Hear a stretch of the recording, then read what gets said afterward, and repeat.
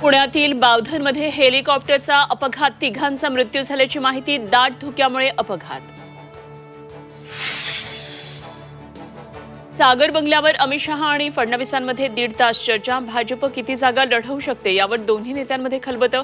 सूत्रांची झी24 तासला माहिती.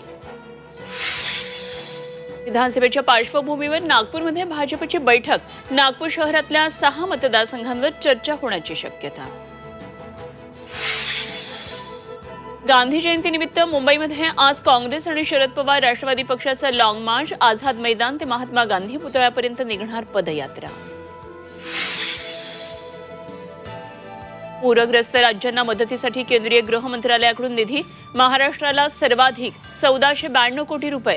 मुख्यमंत्र्यांनी मानले पंतप्रधान आणि केंद्रीय गृहमंत्र्यांचे आभार. चंद्रपुरातल्या ताडोबा अंधारी व्याघ्र प्रकल्प आजपासून पर्यटकांसाठी खुला. पावसाचा जोर ओसरल्यानं निर्णय. स्थानिक व्यावसायिकांना दिलासा.